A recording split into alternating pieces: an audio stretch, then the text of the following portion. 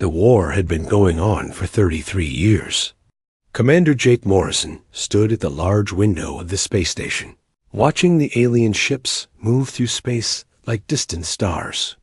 He was one of only 12 humans living on Nexus Prime, a neutral world where different alien species came to talk about peace. But there had been no peace talks for months. Jake was tall and thin, with brown hair that was starting to turn gray at the sides. He had been Earth's representative here for 5 years, and in all that time, he had watched the war get worse and worse.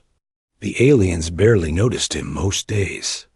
To them, humans were still new to space travel, still learning how to build ships that could travel faster than light. The Galactic Council was made up of 7 different alien species. They were all much older than humanity, with technology that seemed like magic to most humans. The Zenthari looked like tall, blue-skinned people with 4 arms. The Vorlons were covered in thick fur and had eyes that glowed in the dark. The Christic had bodies made of living crystal that changed colors when they talked. There were others, too, each one claiming to be thousands of years more advanced than Earth. On the other side of the war were the Karathi. Jake had never seen one in person, but he had heard the stories. They were not like other aliens. Instead of thinking as individuals, they all shared one giant mind. Their ships were grown instead of built, made from a mix of metal and living tissue that could heal itself and change its shape. The Karathi had been expanding across the galaxy for decades, taking over planets and adding their resources to the collective. Every world they conquered became part of their hive mind. The people living there either died fighting or became part of the Karathi collective. Losing their individual thoughts forever, Dr. Lisa Carter walked up behind Jake, carrying a tablet full of data. She was the only other human on the station that Jake talked to regularly. Lisa was small and had short red hair that she always kept neat, even though she spent most of her time in laboratories studying alien biology. The latest reports are not good, Lisa said, standing beside Jake at the window. The Karathi broke through the defense line at Beta Sector yesterday. The Council lost 47 ships. Jake shook his head. How is that possible? The Council has better weapons, better shields, better everything. That's what I've been trying to figure out, Lisa replied. She touched her tablet and showed Jake a series of charts and numbers. Look at these battle reports from the last 6 months. Every time the Council comes up with a new strategy, the Karathi adapt to it within days. It's like they learn from each battle and become stronger. Jake studied the data. He was not a scientist like Lisa, but he had been a soldier before becoming a diplomat. He knew how to read battle reports and understand what they meant. The Council species fight the same way every time, he said. They make their plans, follow their rules, and expect the enemy to do the same. Exactly, Lisa said. The Zenthari always attack in perfect formations. The Vorlons always try to outflank their enemies. The Christic always focus on defense first. It's like they can't help but follow their nature. And the Karathi learn from that. Yes, but there's something else. Lisa touched her tablet again, bringing up a new set of data. I've been studying the Karathi communication patterns. Their hive mind is incredibly efficient, but it has limits. They process information in a very logical way, like a giant computer. They're good at solving problems that have clear patterns. Jake was starting to understand what Lisa was getting at. But humans don't always think logically. That's right. We make decisions based on feelings, hunches, random ideas. We change our minds. We take risks that don't make sense. We do things just because we want to try something different. Before Jake could respond, an alarm started ringing throughout the station. Red lights flashed in the corridors, and alien voices began speaking in dozens of different languages over the communication system. Jake's translator device, a small machine attached to his ear, worked quickly to turn the alien words into English. "Emergency session of the Galactic Council," the translator said in its flat, mechanical voice. "All representatives report to the main chamber immediately. Priority Alpha crisis level." Jake and Lisa looked at each other. Priority Alpha meant the highest level of emergency, used only when the survival of the Council itself was at risk. They had never heard it used before. They ran through the curved corridors of the station, past aliens of different shapes and sizes who were all moving in the same direction. The main chamber was a huge round room with seats arranged in circles, each section designed for a different species. The human section had only 2 seats, which always reminded Jake of how small and unimportant Earth seemed to the rest of the galaxy. Admiral Vextar of the Zenthari fleet stood at the center of the chamber. He was 8 feet tall with blue skin and 4 muscular arms. His face was hard and serious, with dark eyes that seemed to look right through anyone who met his gaze. When he spoke, his voice was deep and commanding. "The Korathi have launched their largest offensive yet," Admiral Vextar announced. 300 ships are moving toward Epsilon Sector. If they break through there, they will have a clear path to the core worlds. We estimate they will reach the inner systems within 2 weeks. A wave of worried sounds came from the alien representatives. Some species clicked, others hummed, and a few made sounds that Jake's translator couldn't identify. The fear in the room was easy to feel, even across species barriers. "What are options?" asked Captain Dizes of the Vorlin military. Her fur was standing up along her back, a sign that she was very stressed. "We have pulled back all available ships," Admiral Vextar replied. "We will make our stand at Epsilon Sector with everything we have. But our analysis shows only a 30% chance of success." Jake stood up. It was not normal for him to speak during Council military meetings, but something inside him said he had to try. "What about asking Earth for help?" The chamber became very quiet. Several aliens turned to look at Jake as if they had forgotten. He was there. Admiral Vextar's expression showed what he thought of the idea. "With respect, Commander Morrison," the Admiral said, "your species has been in space for less than 50 years. Your ships are powered by simple fusion engines. Your weapons are chemically based projectiles. What could Earth possibly offer in? A war against the Korathi?" Jake felt his face get warm, but he did not back down. "Maybe we could offer a different way of thinking." Admiral Vextar stared at Jake for a long moment. Around the chamber, other aliens were having quiet conversations in their own languages. Jake could see them looking at him and shaking their heads or making gestures that he guessed meant they thought he was being foolish. Finally, Admiral Vextar spoke again. "Commander Morrison, the Galactic Council appreciates Earth's offer of support. However, this is not a conflict that can be resolved through diplomacy or alternative thinking. This is a war for survival, and it requires military solutions." Jake sat back down, feeling embarrassed, but also frustrated.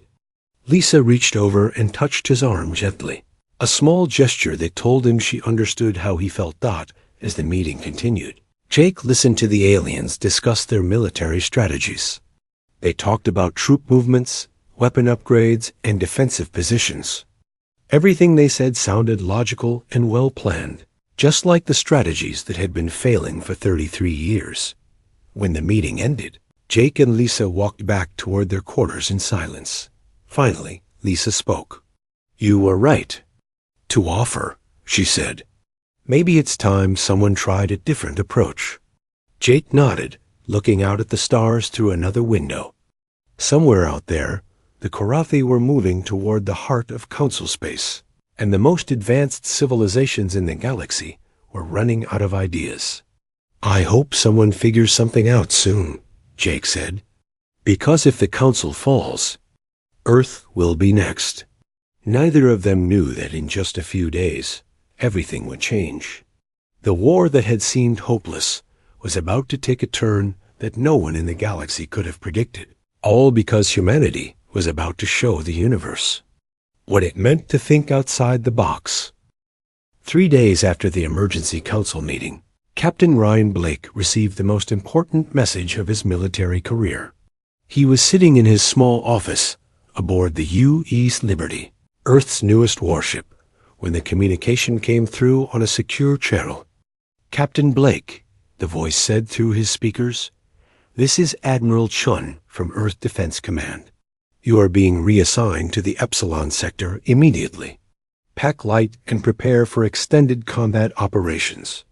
Ryan was 35 years old and had been commanding ships for 8 years. He was average height with dark hair and serious brown eyes that missed very little. His crew respected him because he made smart decisions under pressure and never asked them to do anything he wouldn't do himself. The U.S. Liberty was not impressive compared to alien ships. It was only 300 meters long, with thick metal armor and weapons that fired solid projectiles instead of energy beams. The aliens called human ships primitive, but Ryan was proud of his vessel. It was tough, reliable, and built by human hands. When Ryan's small fleet of 6 human ships arrived at Epsilon sector, he was amazed by what he saw. Hundreds of alien vessels were arranged in perfect formations, each species grouped together in patterns that had probably been used for thousands of years.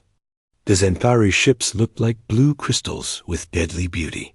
The Vorlon vessels were dark and covered with spikes. The Christic ships seemed to be made of living light that shifted and moved. Admiral Vextar contacted Ryan as soon as the human ships arrived. The alien admiral appeared on Ryan's main screen, his forearms crossed and his expression showing that he was not happy. "Captain Blake," Admiral Vextar said, "I want to make something clear. I did not request human assistance. The Council overruled my objections because they are desperate. You will follow my orders exactly, and you will not interfere with our battle plans."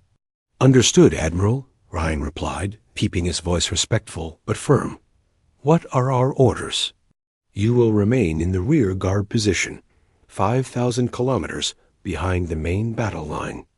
Your job is to watch for any Karathi ships that break through our defenses, and warn us if you see them coming." Ryan nodded, but inside he was frustrated. The Admiral was basically telling him to stay out of the way and be a lookout. Still, he knew better than to argue with a superior officer, especially one from an alien species that could destroy his entire fleet without breaking a sweat. 2 days later, the Karathi attack began. Ryan watched through his ship's sensors as the enemy fleet approached. The Karathi ships looked like they were alive, with smooth curves and surfaces that seemed to pulse with their own heartbeat. They moved through space in patterns that reminded Ryan of schools of fish or flocks of birds, flowing around each other in ways that seemed both beautiful and terrifying. The battle started exactly as Admiral Vextar had planned. The Xanthari ships formed a perfect line and began firing their energy weapons in synchronized bursts. The Vorlon ships spread out to attack the enemy flanks. The Christic ships created a defensive wall with their energy shields. For the first hour, everything went according to plan.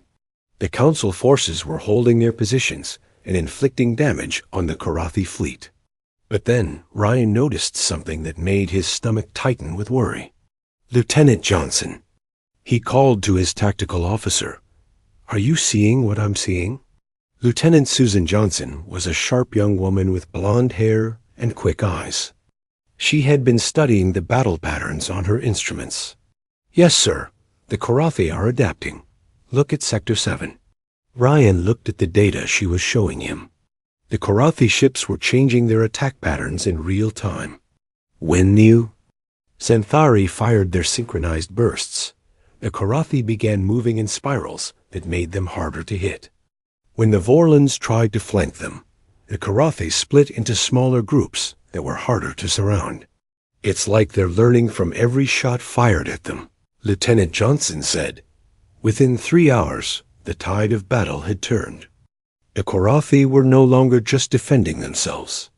They were pushing forward, their ships moving in patterns that the Council forces couldn't predict or counter. Ryan watched helplessly as alien ships began to explode in bright flashes of light. "Sir," Lieutenant Johnson said, "Admiral Vextar is calling for a full retreat." "Delay that order," Ryan said suddenly. "Sir?" Ryan was looking at the battle data and seeing something that the alien commanders were missing. The Korathi were indeed adapting to every strategy the Council used, but they were adapting in logical ways. They studied each attack pattern and developed a logical counter-response. But what if someone did something that wasn't logical? "All ships, this is Captain Blake," Ryan said over the fleet communication system. "Forget everything you know about proper battle formations. We're going to try something different." "Captain," Lieutenant Johnson said nervously, "Admiral Vestar ordered us to retreat." "The Admiral ordered the Council fleet to retreat," Ryan replied. "He didn't say anything about us." Ryan opened a channel to all 6 human ships. "Listen up, everyone. We're going to do something that will probably get us court-martialed if we survive. We're going to attack the Korathi in the most random, unpredictable way possible. No formations, no patterns, no logic. Just pure human stubbornness." The first thing Ryan did was something that made every alien commander watching think he had lost his mind. Instead of retreating with the Council fleet, he ordered his ships to accelerate directly toward the largest group of Korathi vessels. "Johnson, I want you to pick targets at random," Ryan said. "Don't try to be strategic about it. Just pick ships and shoot at them." "Sir, that doesn't make any tactical sense." "Exactly." The human ships dove into the Korathi formation like hawks attacking a flock of crows. But instead of flying in neat patterns, each human ship went its own direction. The U.S. Liberty spun in loops while firing its weapons. The U.'s Defiance flew backwards while shooting over its shoulder. The U.S. Courage changed direction every few seconds for no apparent reason. The Korathi collective mind, which had been adapting so successfully to logical alien tactics, suddenly found itself facing something it couldn't understand. The human ships weren't following any pattern that could be analyzed and countered. They were acting in ways that seemed completely random. For the first time in the battle, Korathi ships began to collide with each other. Their perfect coordination broke down as their collective consciousness tried to process the chaos that the humans had introduced. Ships that had been moving in beautiful harmony suddenly found themselves confused and scattered. "Sir," Lieutenant Johnson called out, excitement in her voice. "It's working. The Korathi are breaking formation." Ryan saw his chance. "All ships, concentrate fire on the command vessel. The big one in the center that looks like a flower." The 6 human ships converged on the Korathi command ship from 6 different directions, their random movements making it impossible for the enemy to predict where the next attack would come from. The Korathi ship tried to adapt, but every time it changed its defensive position, the humans had already moved somewhere else. But the victory came at a cost. The U's Valor took a direct hit from a Korathi bioweapon that tore through its armor like paper. Ryan watched in horror as the ship's life support failed and its crew of 48 men and women died in the cold vacuum of space. "Sir," came a voice over the radio, "this is Captain Martinez on the U.S. Freedom. My ship is heavily damaged and my engines are failing." Ryan looked at the tactical display. Captain Martinez's ship was drifting toward a group of Korathi vessels that were moving to surround it. In a few minutes, the Freedom would be destroyed, and its crew of 50 would be dead. "Martinez, can you still maneuver?" "Barely, sir. I've got thruster control, but no main engines." Ryan made a decision that went against every rule in the military handbook. "Martinez, I want you to ram the command ship." There was silence on the radio for several seconds. "Sir, did you say ram?" "That's right. Use your ship as a weapon. Hit them as hard as you can." Captain Maria Martinez was a tough woman who had grown up in the slums of Mexico City before joining the Earth Defense Force. She had worked her way up, from enlisted soldier to ship commander through pure determination and skill. When she heard Ryan's order, she didn't hesitate. "All hands, prepare for impact," she announced to her crew. "We're going to make this count." The UE's Freedom, its hull cracked and its systems failing, accelerated toward the Karathi command ship with everything it had left. The collision was spectacular, creating a burst of light that could be seen from thousands of kilometers away. Both ships were destroyed instantly, but the explosion damaged 3 other Karathi vessels and threw their entire formation into chaos. The sacrifice worked. The Karathi fleet, their command structure broken, and their collective mind confused by human unpredictability, began to retreat. It was the first time in 33 years that they had been forced to withdraw from a battle. Admiral Vextar contacted Ryan as the human ships regrouped. The alien admiral's expression was a mixture of amazement and horror. "Captain Blake," Admiral Vextar said, "what you did today was either the most brilliant tactical innovation I have ever witnessed or the most reckless act of insanity in military history." "Maybe both, sir," Ryan replied. "Your Captain Martinez and her crew will be remembered as her." News of the human victory at Epsilon Sector spread across Council space faster than light itself. Within days, every major news network in the galaxy was reporting the story of how a small fleet of primitive, human ships had accomplished what the most advanced alien civilizations could not. Commander Jake Morrison was in his office on Nexus Prime when he received the first angry message. It came from Ambassador Kithara of the Solorian Empire, a tall, elegant alien with silver skin and eyes like black diamonds. "Commander Morrison," the message began, "the Solorian government is deeply concerned about recent human military actions. Your species has demonstrated a dangerous disregard for established rules of warfare. We demand an immediate explanation." Jake sighed and saved the message to respond to later. It was the 15th complaint he had received that morning, and it was barely past breakfast time. The aliens were not happy about humanity's success, and they were making sure Jake knew it. Dr. Lisa Carter knocked on his office door and entered without waiting for permission. She looked excited and worried at the same time, which had become her normal expression since the battle. "Jake, you need to see this," she said, placing her tablet on his desk.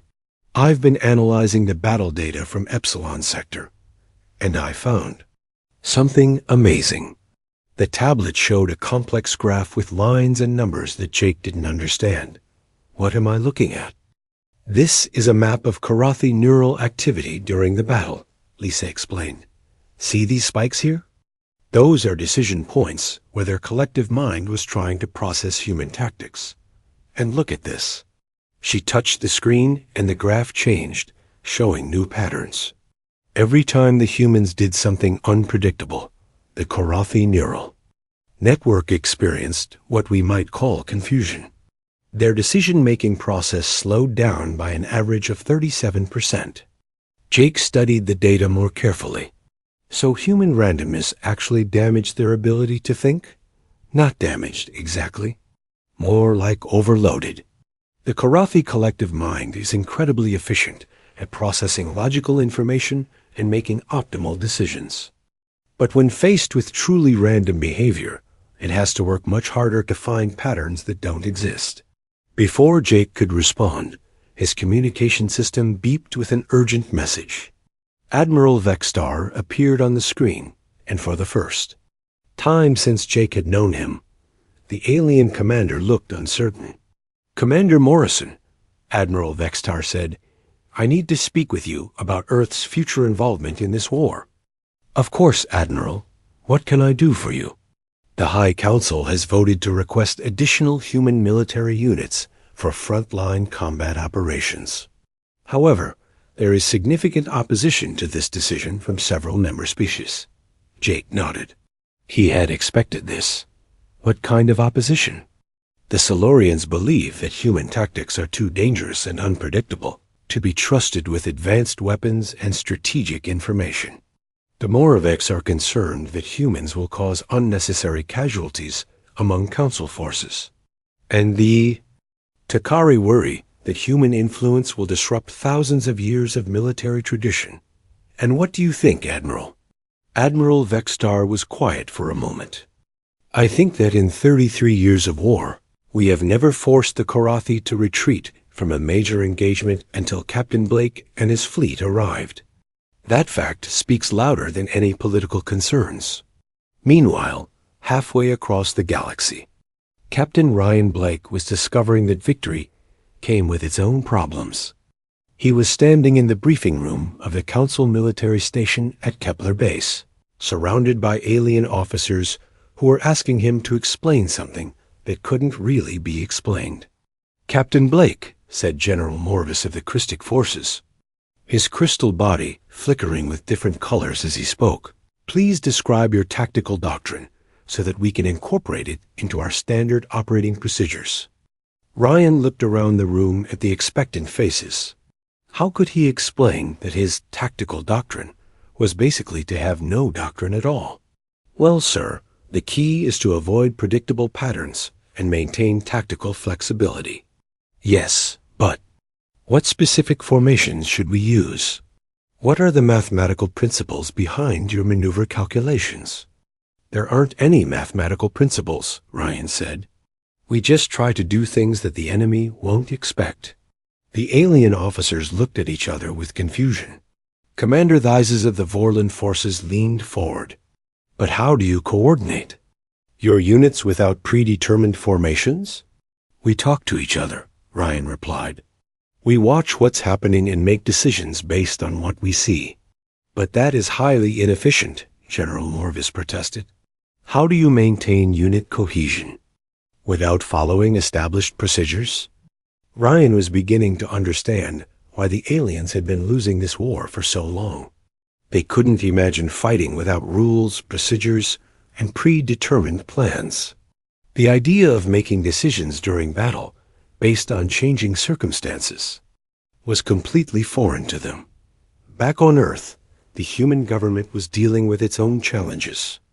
President Amanda Wright was in a secure briefing room deep beneath the White House, listening to reports from her military advisors about the growing galactic situation.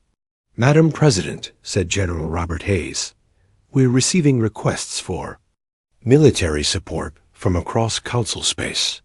They want us to send ship crews, tactical advisors, and ground combat units. President Wright was a small woman with gray hair and sharp blue eyes that had seen her through 20 years in politics. She had been skeptical about getting involved in an alien war, but the reports from Captain Blake had changed her mind. What's our current military capability for extended space operations? She asked. We have approximately 300 ships that can be adapted for deep space combat, General Hayes replied. But most of our crews have never fought against alien technology before. And our ground forces? We can deploy up to 50,000 soldiers, but again, they'll be fighting enemies they've never encountered before. President Wright stood and walked to the window, looking out at the White House lawn where protesters had been gathering for days. Some wanted America to stay out of the alien war completely. Others demanded that humanity take a leading role in the galactic conflict. General, I want you to select our best people for this mission.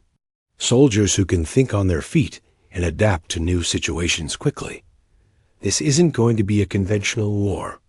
Lieutenant Colonel Steve Parker was one of the first humans to volunteer for the new mixed species combat units. He was a tough, experienced soldier who had served in conflicts around the world before humanity joined the galactic community. Steve's first assignment was to train a joint unit composed of humans, Vorlons, and Xanthari soldiers. It was not going well. Listen up, everyone, Steve said to the mixed group of aliens and humans in the training facility. We're going to practice a simple flanking maneuver.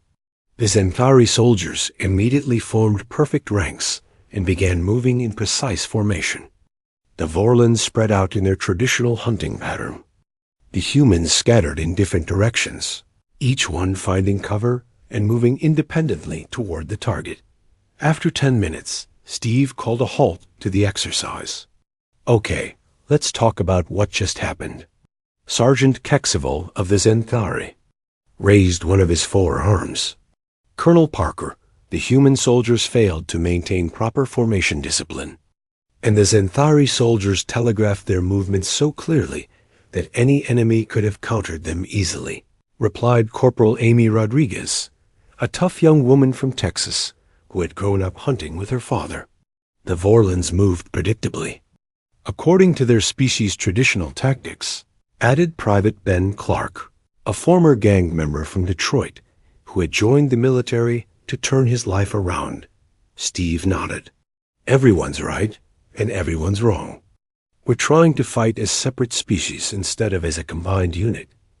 We need to learn from each other." Over the following weeks, Steve worked with his mixed unit to develop new tactics that combined the best aspects of each species: the Zenthari, precision, Vorlon stealth, and human unpredictability, created a fighting force that was greater than the sum of its parts. But not everyone was happy with these developments. Ambassador Kythera of the Silurians arrived at Nexus Prime with a formal complaint about human military involvement. "Commander Morrison," she said as they met in one of the station's diplomatic chambers, "the Silurian Empire has serious concerns about recent events. Human military tactics have resulted in unnecessary casualties and violated several articles of the Galactic Rules of Warfare." Jake had been expecting this conversation. "Ambassador, those tactics also achieved the first major victory against the Karathi in 33 years. At what cost?" Ambassador Kithra's silver skin seemed to shimmer with anger. "Captain Martinez and her entire crew died in a reckless ramming attack. Such tactics are barbaric and should not be tolerated in civilized warfare. With respect, Ambassador, there's nothing civilized about the Karathi wiping out entire star systems. Sometimes desperate situations require desperate measures. That is exactly the kind of thinking that makes humans dangerous," Ambassador Kithara replied. "Your species lacks the wisdom and restraint that come from thousands of years of civilization. You solve problems through violence and chaos rather than logic and planning." Jake felt his temper rising, but kept his voice calm. "Our chaos just saved thousands." The war changed after the discovery that human tactics could damage the Karathi collective consciousness. What had once been a desperate defensive action became an aggressive campaign to push the enemy back across the galaxy. But the Karathi were not going to give up without a fight. Major Kate Sullivan stood in the command center of the Joint Task Force Station at Kepler Base, watching the tactical displays that showed the current state of the war. She was 32 years old, with short black hair and green eyes that seemed to take in everything at once. Kate had been promoted to lead the largest mixed-species military unit in galactic history after proving herself in a dozen successful battles. Major Sullivan called Lieutenant Zextar, a young Zenthari officer who served as her tactical coordinator. "We're receiving reports from the Theta system.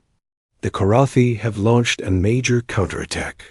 Kate studied the incoming data. The enemy had learned from their defeats and was trying new strategies. Instead of relying only on their collective consciousness, they were now using smaller, more independent units that could adapt quickly to changing battle conditions. "They're getting smarter," Kate said to herself. "Or maybe desperate." "Captain." Ryan Blake's voice came through the communication system from his ship, the UES Liberty, which was now the flagship of the human space fleet. "Kate, we're seeing the same thing out here. The Karathi are copying some of our tactics." "Which ones?" Kate asked. "Random movement patterns, unpredictable attack sequences, even some of our communication methods. It's like they're trying to fight chaos with chaos." Kate nodded. This was something they had been expecting. The Karathi collective mind was incredibly good at learning and adapting. It was only a matter of time before they started using human tactics against human forces. "All units, this is Major Sullivan," Kate announced over the fleet communication system. "The enemy is adapting to our previous strategies. We need to evolve our tactics faster than they can copy them." In the months that followed, the war became a strange dance of adaptation and counter-adaptation. Every time the humans developed a new tactic, the Karathi would study it and create a response. But every time the Karathi adapted, the humans would change their approach completely. The breakthrough came when Kate realized that humanity's greatest strength wasn't any single tactic or strategy. It was their ability to learn from other species and combine different approaches into something new. "We've been thinking about this wrong," Kate told her staff during a planning meeting. "We keep trying to stay one step ahead of the Karathi. But that's not how humans really fight. We don't just adapt to our enemies. We adapt to our allies, too." She pointed to the mixed species units on the tactical display. "Look at what happens when we combine human unpredictability with Xanthari precision, or when we mix Vorlon stealth with human creativity. We get results that neither species could achieve alone." Colonel Dan Foster, who had been transferred from Earth to serve as Kate's second-in-command, nodded his agreement. Dan was a big man with gray hair and scars on his hands from years of military service. He had fought in wars on 3 different continents before joining the Space Force. "The Karathi can copy our individual tactics," Dan said, "but they can't copy the way we work together with other species. Their collective mind makes them all think the same way. They can't understand real cooperation between different types of minds." Kate smiled. "Exactly. So instead of trying to stay ahead of them, we're going to do something they can't copy. We're going to become truly unified." The plan Kate developed was unlike anything the galaxy had ever seen. Instead of fighting as separate human, Xanthari, Vorlon, and other species units, she proposed creating completely integrated combat teams, where each member's individual strengths would support the others. The first test came at the fortress world of Kepler Station, where a massive Karathi fleet had surrounded the planet and was preparing for a siege. The station was home to 3 million civilians from dozens of different species, and losing it would open up a clear path to the core council. Worlds. Colonel Foster led the ground defense, while Kate coordinated the space battle from orbit. But the situation looked hopeless. The Karathi had brought over 200 ships against the 50 vessels that Kate could muster for defense. "Kate," Ryan Blake's voice came through the communication system, "we're outnumbered 4-1. Standard tactics won't work here." "Then it's a good thing we're not using standard tactics," Kate replied. "Dan, are your ground teams ready?" Down on the planet's surface, Colonel Foster was preparing for the strangest military operation of his career. Instead of trying to defend the fortress walls, he was going to use the planet itself as a weapon. "Listen up, everyone," Dan said to his mixed species combat team. "We've studied the weather patterns on this world for the past week. In 3 hours, there's going to be a massive storm system moving across the northern continent. Lightning, high winds, the whole package." Sergeant Amy Rodriguez, who had been promoted after her success in previous battles, raised her hand. "Sir, how does a storm help us fight spaceships?" Dan grinned. "It doesn't help us fight spaceships, Sergeant. It helps us crash them."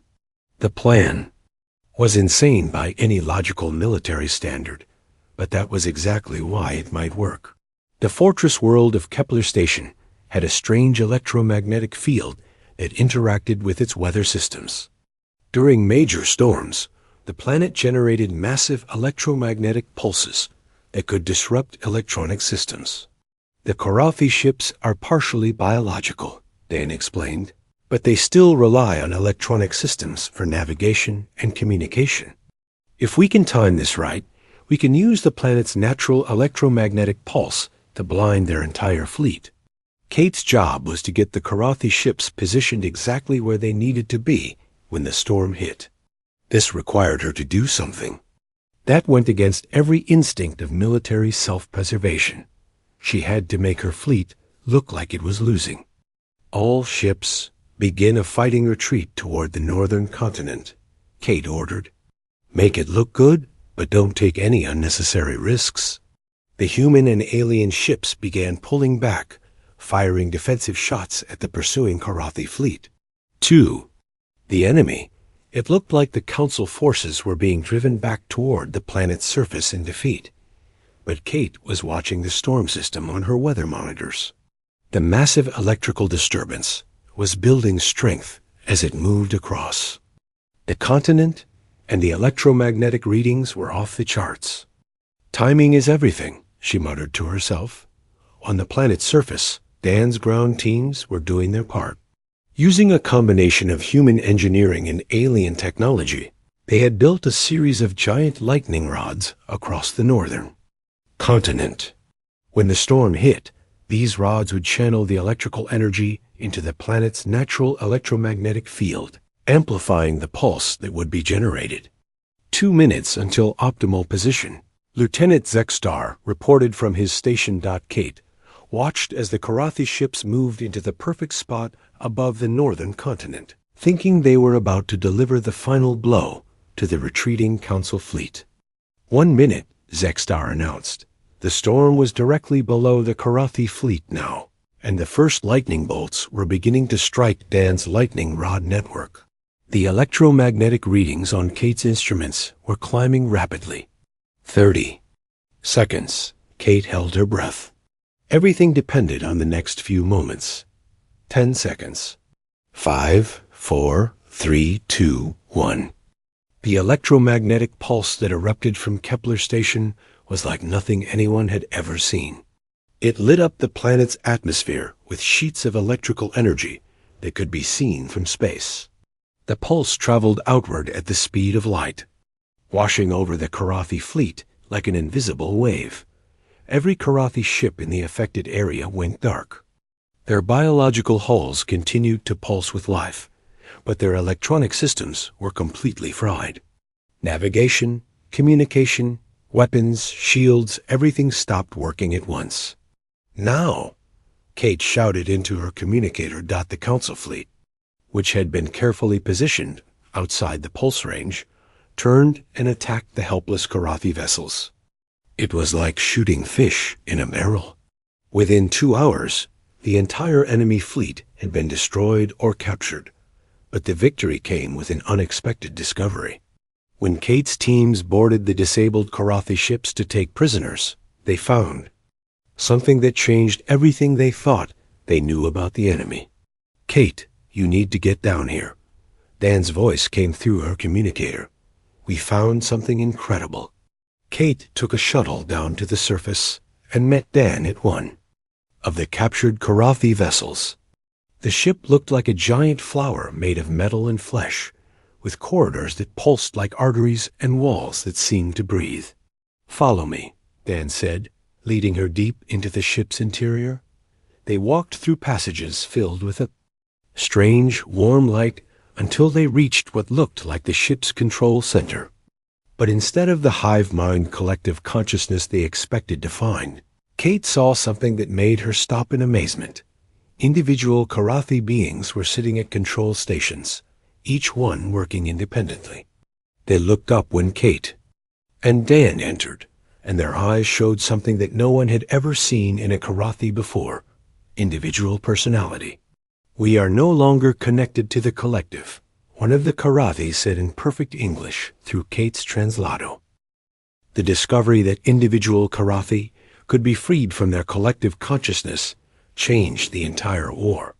What had started as a fight for survival became something much bigger, a battle for the freedom of an entire species. Admiral Ryan. Blake stood on the bridge of his flagship, looking out at the largest fleet ever assembled in galactic history. Ships from every council species floated in formation alongside human vessels. But now there were also Karathi ships crewed by individuals who had chosen to join the liberation effort. Admiral, called Commander Lisa Carter, who had been promoted. To Military Science Advisor, we're receiving the final reports from our scout ships.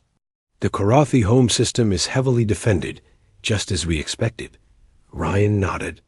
The plan they were about to execute was the most dangerous operation anyone had ever attempted.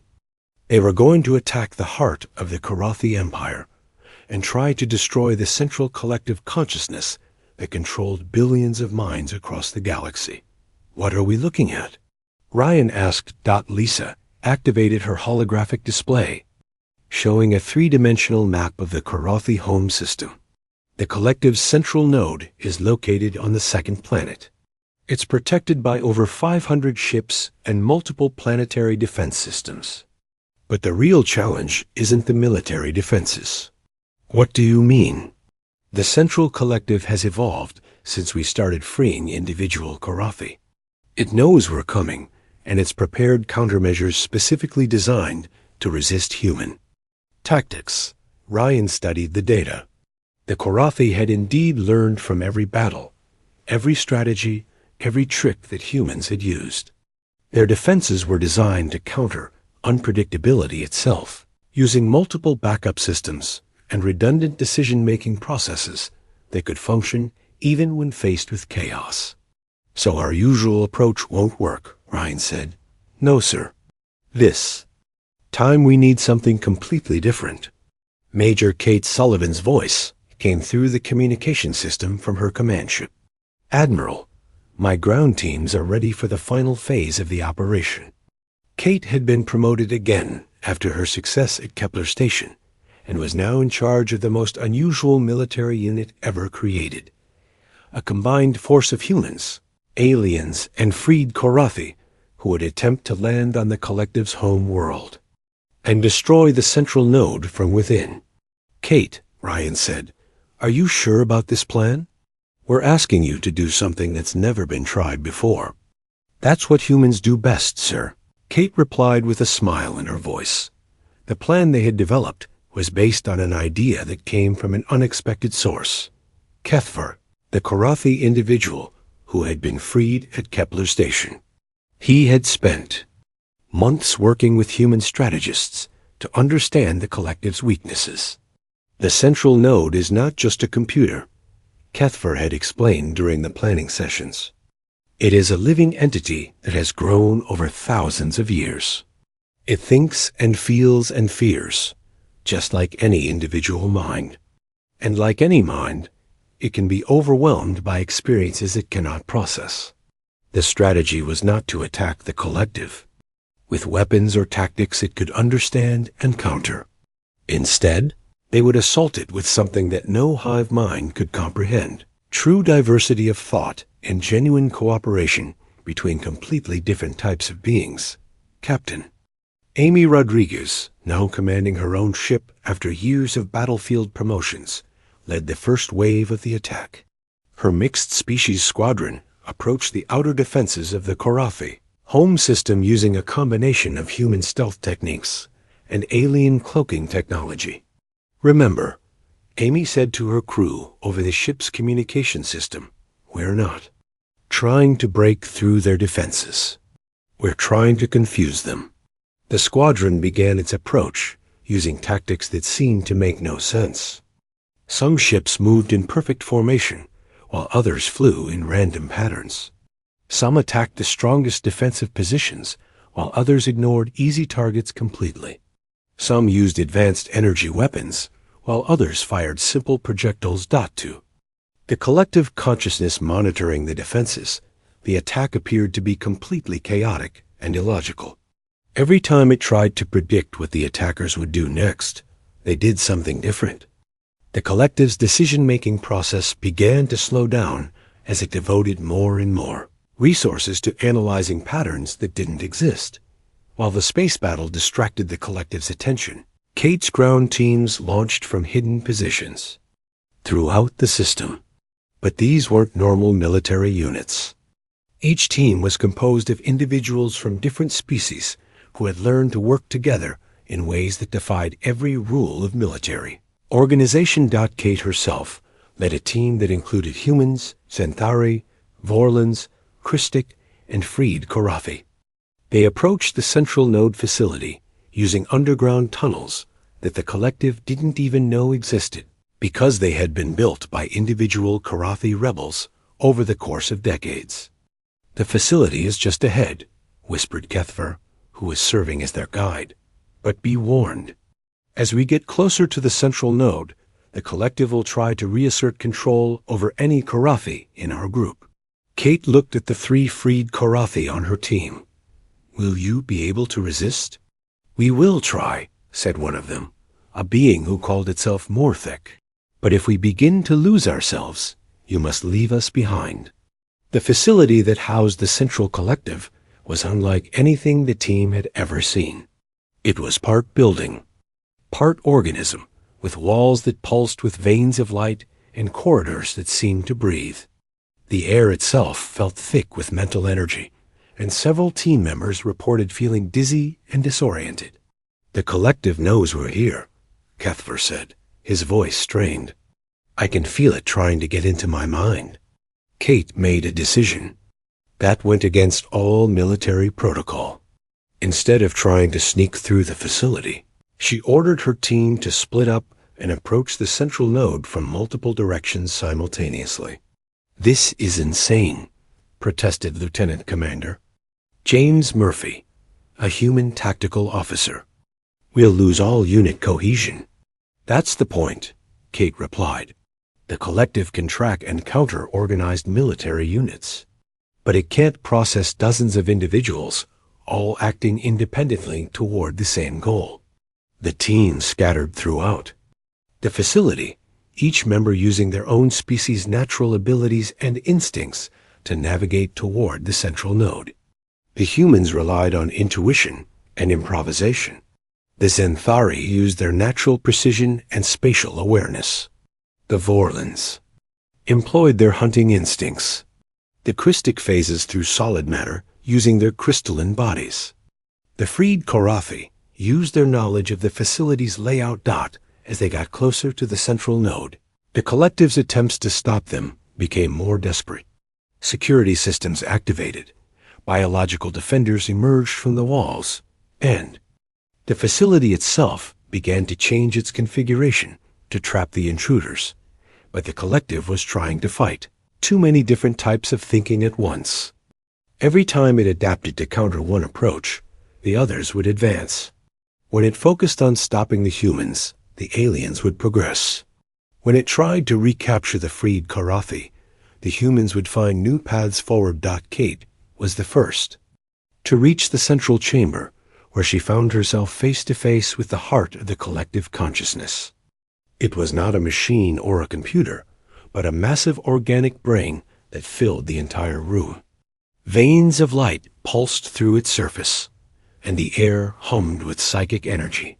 "You cannot destroy me," a voice said inside Kate's head. "I am eternal. I am perfection. I am the unity that your chaotic minds could never achieve." "You're wrong," Kate said out loud, activating the device that Lisa Carter had given her. It was not a weapon in any traditional sense, but a transmitter that would broadcast the thoughts and experiences of every freed Korathi across the galaxy directly into the central node. "Unity isn't about thinking the same thoughts," Kate continued. As the device powered up, real unity is about different minds choosing to work together while remaining themselves. The transmission began, and the central collective was suddenly flooded with thousands of individual perspectives from the Korathi, who had been freed.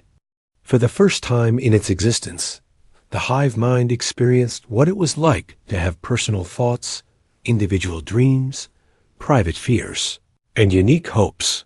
The collective consciousness, which had existed for millennia as a single unified entity, began to fragment under the weight of all that individuality. Like a dam bursting under too much pressure, it split apart into millions of separate minds, each one suddenly free to think its own thoughts. Across the galaxy, every Korathi ship, stopped fighting as their crews experienced individual consciousness for the first time. Some were terrified by the sudden isolation from the collective. Others were filled with joy at finally being able to think for themselves. Kate felt tears running down her face as she watched the massive brain in front of her change from a single, unified entity into countless individual nodes, each one glowing with its own unique pattern of thought. "What have you done?" The voice in her head whispered, but now it sounded confused and frightened instead of commanding. "We set you free," Kate replied. In space above the planet, Admiral Blake received reports from across the battlefield. The Korathi fleet was no longer attacking. Instead, individual ship commanders were contacting the Council forces to ask questions about what was happening to them and what they should do next. "Admiral,"